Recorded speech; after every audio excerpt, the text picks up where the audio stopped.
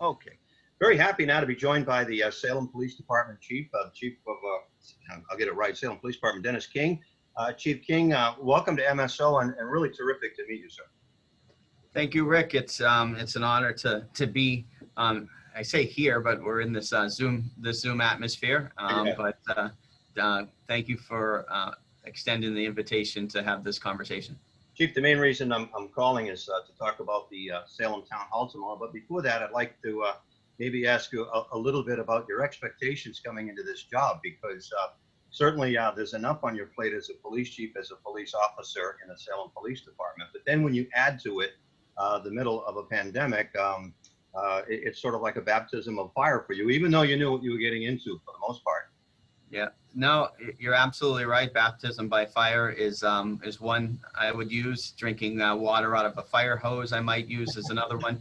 I was really fortunate to have a strong relationship with Chief Butler before she left throughout my entire career, but even on the command staff in the last year or so. And COVID, quite frankly, forced everybody on the command staff to just, work together to address, obviously the biggest public health issue that we've had in 100 years. And so very fortunate to have learned from Chief Butler.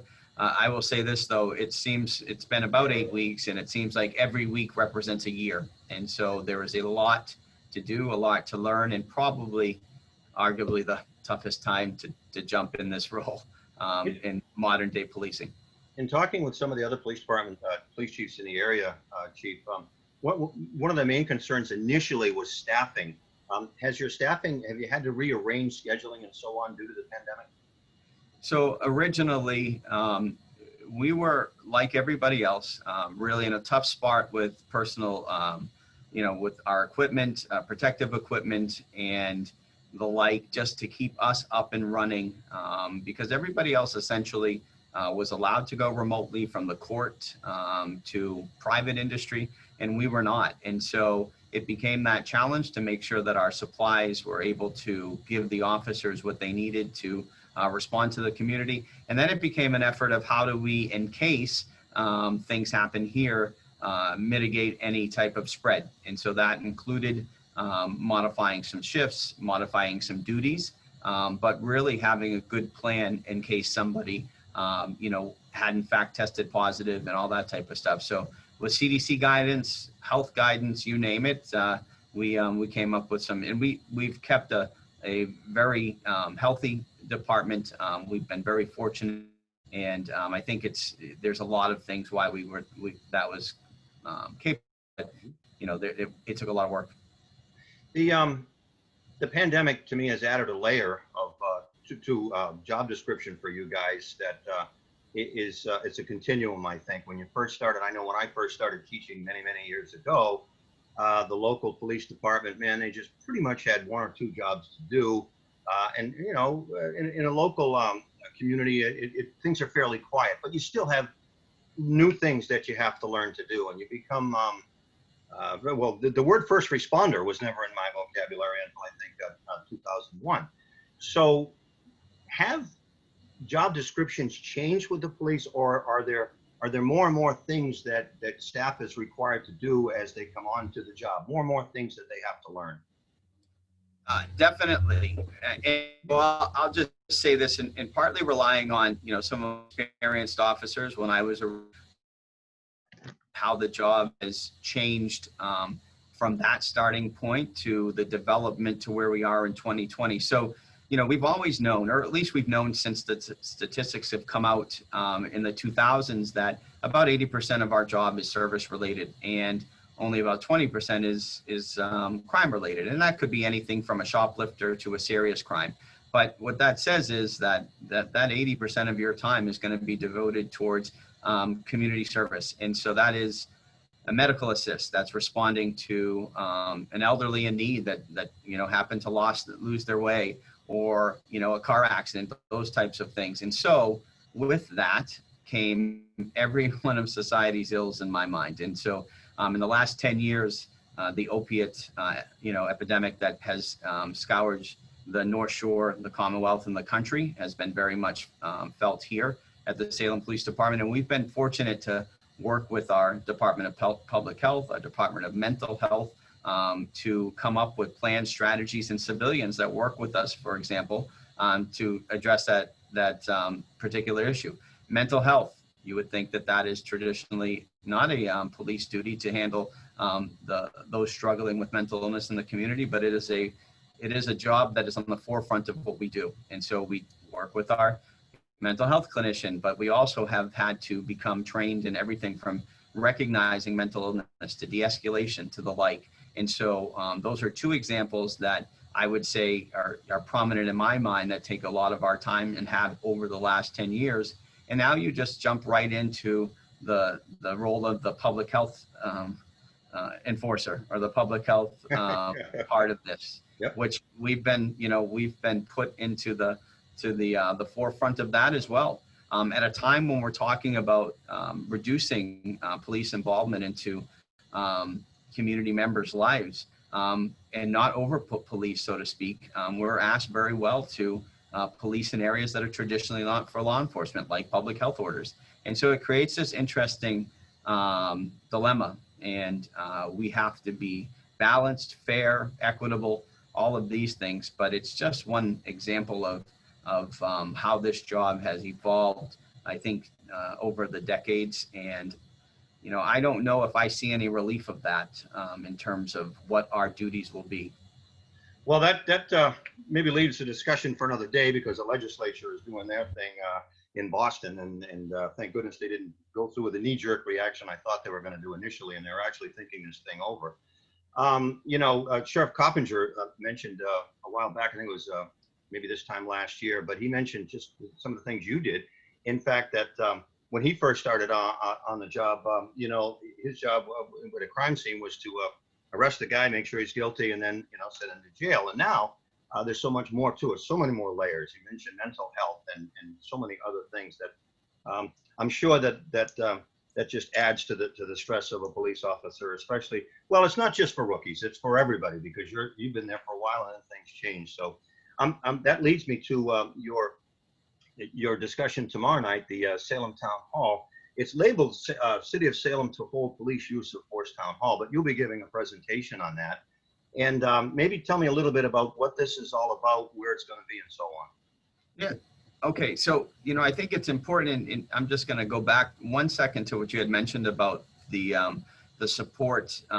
And, the Salem City Council voted unanimously to support our budget request this last budget cycle under COVID, budget, so to speak. And Chief Butler, with the assistance of me, but mostly Chief Butler, defended the budget. And I think that it shows that the commitment to the city, to our department, but it also shows that in these controversial, so to speak, times, that we were able to garnish the work that we've done with our community significantly, to the point where where there are budgets that are being asked to be defunded where we were level funded. I think it's important to note that's because of the work that the Salem Police Department's put in the community and the trust that the City Council and what they've seen as results on it. So I think that's important to note on that end. But the Race Equity Task Force that I'm now a member of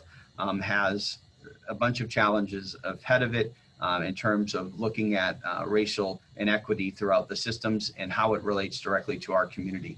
Part of that review is to look at our use of force policies, and the mayor committed through the Obama pledge to do such that in a timely manner.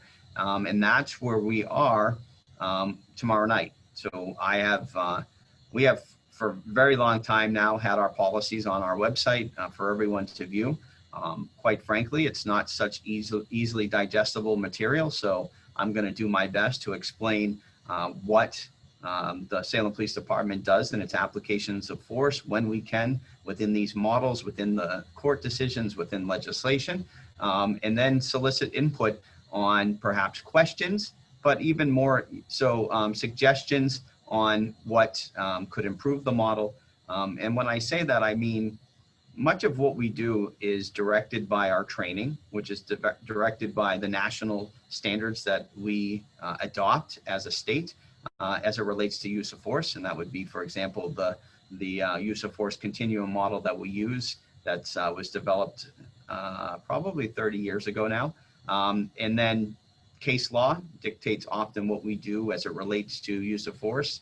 And then there is the actual protocols that we have within our policy. So we're going to review them. We're going to talk about them. I hope that I give the people of the community an opportunity to understand where we're coming from and how when we apply force, it's based on a very sound policy that's based on, models that have been challenged in the court, that have sustained those challenges, and that, ultimately are in the best interest of the citizens that we apply force to in the community, but also our officers as well. Chief, every police officer I know and have known across the board, including, I guess at the state level of people I don't know, every single one of them that I have ever met and talked with as wearing the uniform has always tried to help, from what I've seen. Always, always, always. And I think I have a lot of former students who are police officers now.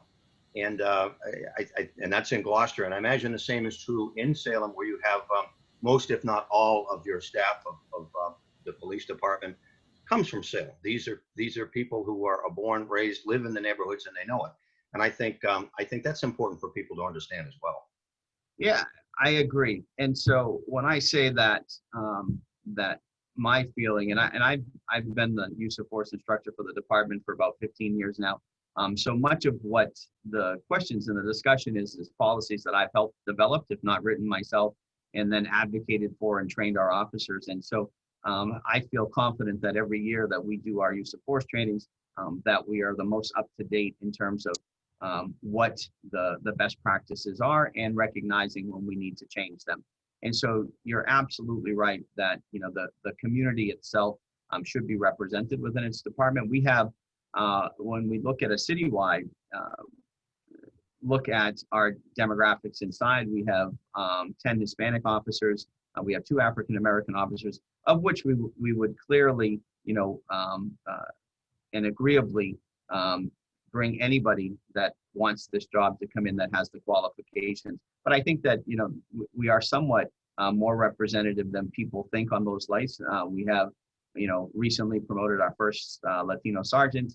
We have our first Latino female officer that's got on the job. We've been pushing and working towards getting that representation.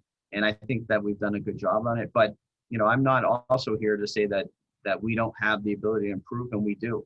And, there is very much concern about the process of weeding out bad officers. I will tell you that if there's anything that's presented to me that represents in a negative light or a violation of a regulation or an excessive force claim, that officer will be held to a standard that is applicable to, across the board fairly and given the due process. But if it's determined, we will address that. That's including firing. That's including criminal charges if that was what it was determined. But we absolutely do a good job when it comes to the actual numbers of use of force, complaints, and that type of stuff. And I want the community to know that, but at the same time to recognize that if it came to light that we were doing something that we shouldn't, and that we should be recognizing patterns that perhaps create inequities, that we can fix them. Chief, I appreciate that. Is there anything else you'd like to mention? I just want to say that this is something that I understand the national tone of the discussion itself. I would ask that you reflect on, and the people that are watching this or listening, to reflect on your experiences with the Salem Police Department and open your minds, your hearts to the dialogue that we're willing to have, that I'm willing to have, to make a reflective department of the community, of its beliefs, of its morals. At the same time, never forgetting that we are the ones that have been asked and tasked to uphold the laws, and we will do that so that our community is safe and we're representative for other communities to follow.